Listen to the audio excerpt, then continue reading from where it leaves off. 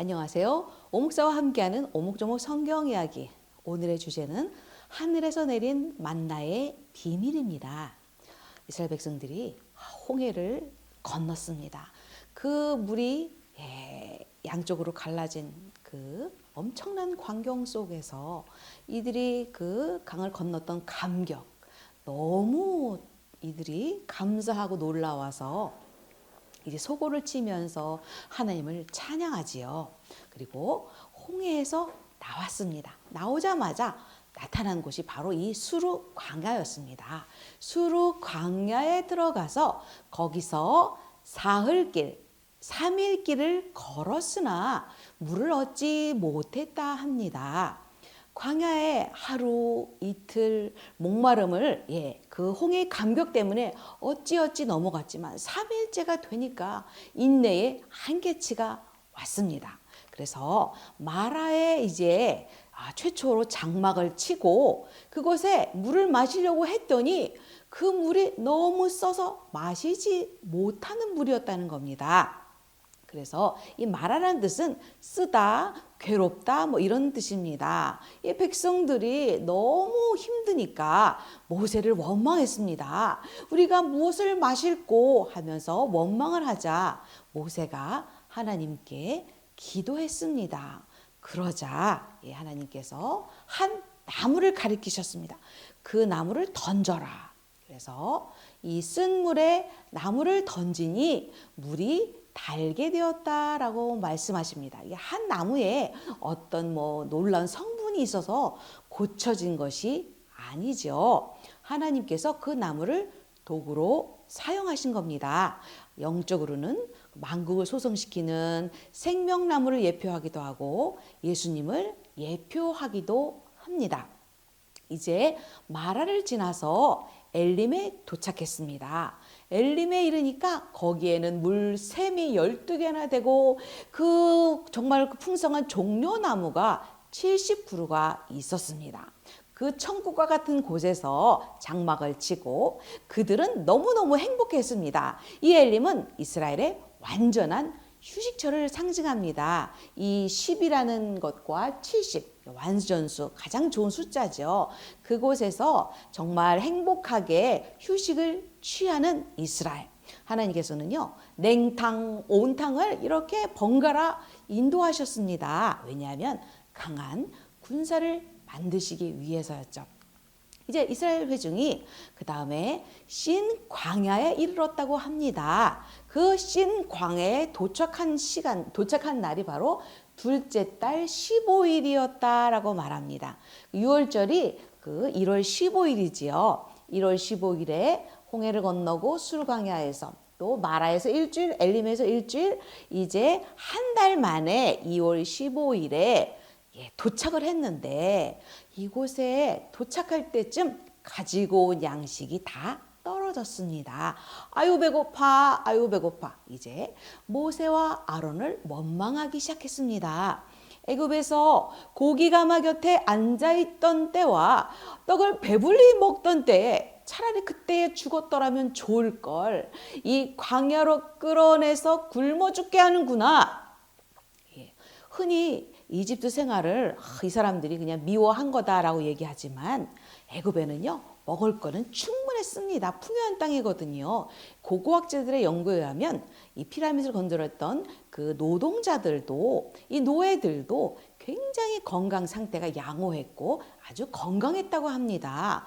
이렇게 그 풍요로웠던 그 애굽에서 노예였지만 풍요로웠지만 지금은 광야에서 굶어 죽는 상황이구나 하면서 원망을 합니다. 그러자 하나님은 이 인간의 연약함을 아셨습니다. 그래서 여기 보면 아무렇게 하나님이 진노도 하지 않으시고 책망도 않으시고 오히려 양식을 비같이 내려주시겠다고 약속을 하십니다. 보라, 하늘에서 양식을 비같이 내리리니 백성이 일용할 것을 날마다 거둘 것이다. 그리고 내 율법을 준행하나 안 하나 내가 시험하리라. 이제 그 시험한다는 건요, 바로 테스트를 해보겠다는 겁니다. 증명하겠다, 입증해보겠다.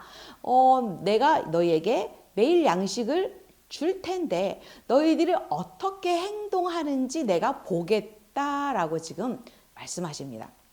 여호와께서 저녁에는 고기를 주시고 아침에는 떡을로 배불리시더니 너희의 원망하는 그 말을 들으셨다. 하나님은 우리의 말하는 것을 다 듣고 계셨습니다.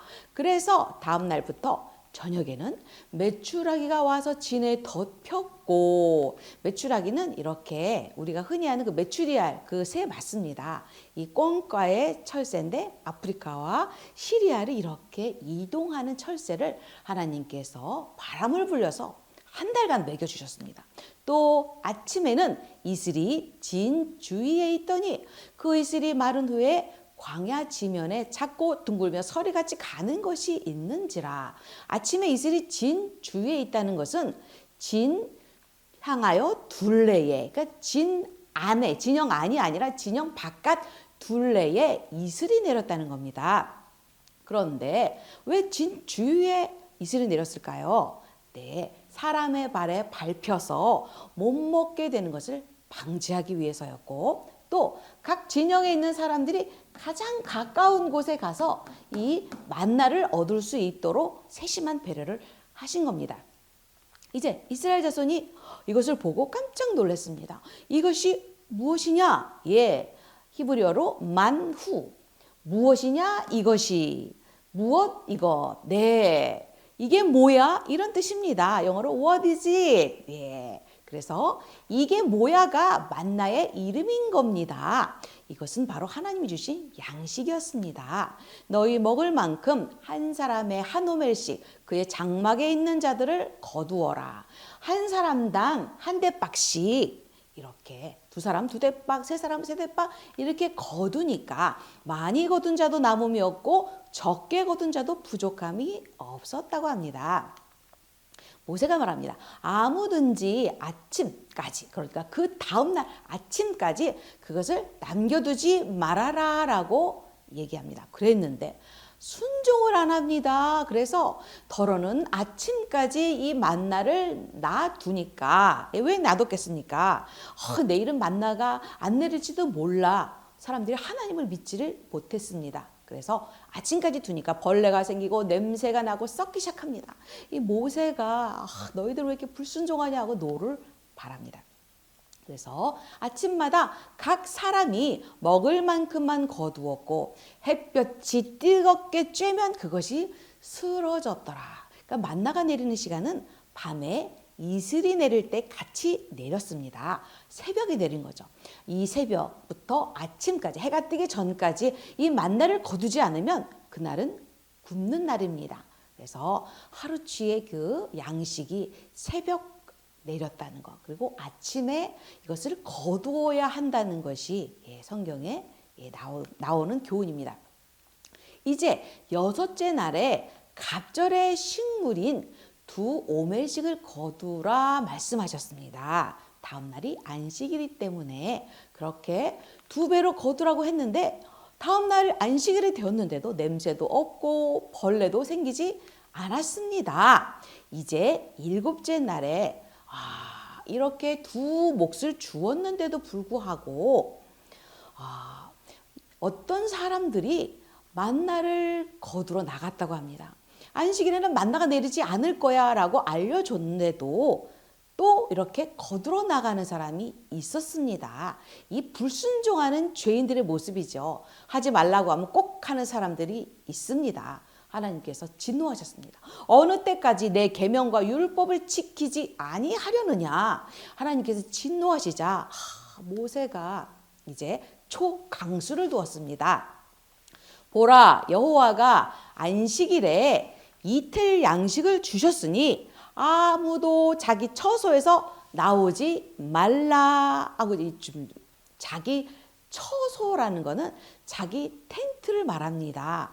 그러니까 그 안식일이니까 진영 밖에 나가지 마라고 말할 수도 있는데 그게 아니라 텐트 밖에 나가지 말라는 말입니다. 그러니까 내 텐트 안에서만 있어라라는 원천 봉쇄령을 내렸던 겁니다. 그러니까 매우 강력하고 단호한 모세의 조처가 있은 다음에서야 비로소 백성이 일곱째 날 안식하였다라고 말합니다. 그러니까 인간의 강팍함으로 인해서 이 텐트 밖도 나오지 못하는 그런 상황이 만들어졌던 겁니다.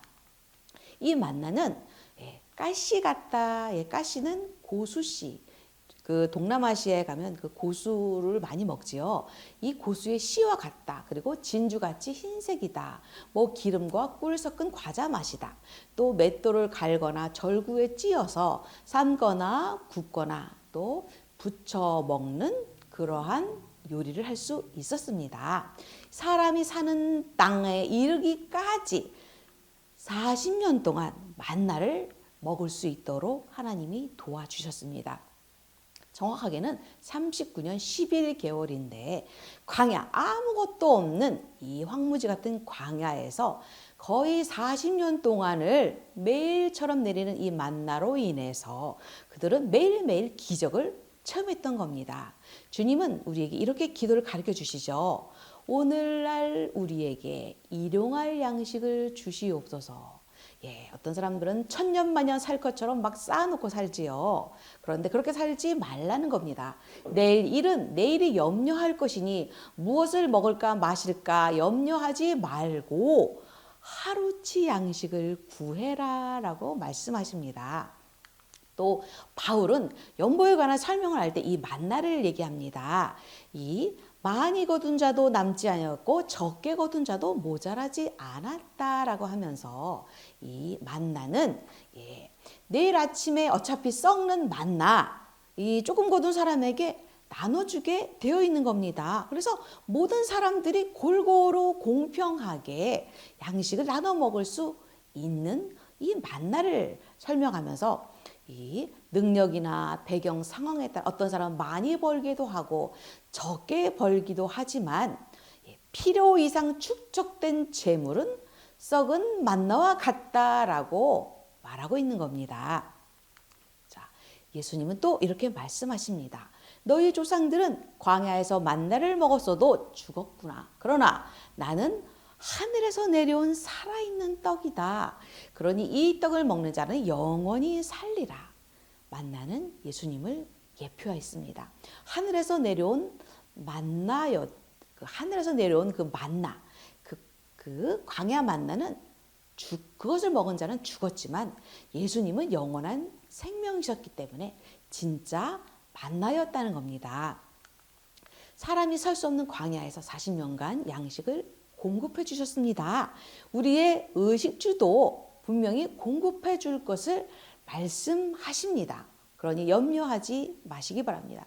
하루치의 만나만 공급하신 이유는 전적으로 주님만 의뢰하기 위해서입니다. 또 새벽에 만나를 주시듯이 우리의 영적인 만나도 아침에 새벽에 주십니다. 또 많이 거둔 자, 조금 거둔 자 모두 행복하게 하는 이 만나는 바로 비밀의 만나인 것입니다. 모아두려고 하지 말고 다 같이 나누는 삶 가지시기를 축복합니다.